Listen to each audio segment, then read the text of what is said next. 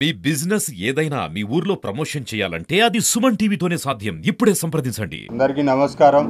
Bharatiya Janata party Kadapa జిల్లా కార్యవర్గ సమావేశం ఈరోజు కడప పార్టీ కార్యాలయంలో ఏర్పాటు చేసుకోవడం జరిగింది.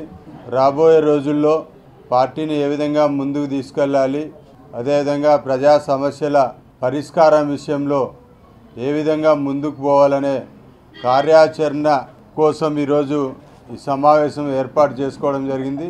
రేపు అంటే జూన్ 21వ తేదీన అంతర్జాతీయ యోగా దినోత్సవం సందర్భంగా భారతీయ జనతా పార్టీ ఆధ్వర్యంలో మండల స్థాయి వరకు యోగా కార్యక్రమాలు నిర్వహించాలని అనుకోవడం జరిగింది.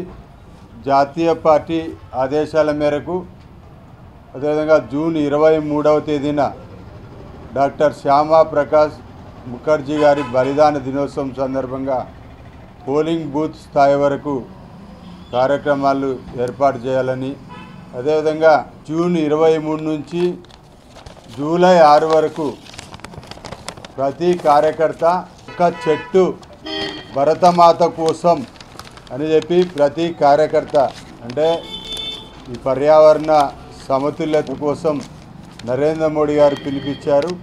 ప్రతి ఒక్కరూ ఒక్క చెట్టు భరతమాత కోసం అనే నినాదంతో కూడా చెట్లు నాటే కార్యక్రమం జూన్ 23 నుంచి జూలై 6 వరకు ప్రతి కార్యకర్త చెట్లు నాటే కార్యక్రమాన్ని నిర్వహిస్తారు.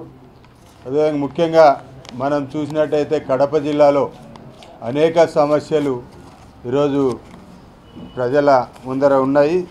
వాటి పరిష్కార దిశగా భారతీయ జనతా పార్టీ కృషి చేస్తుంది.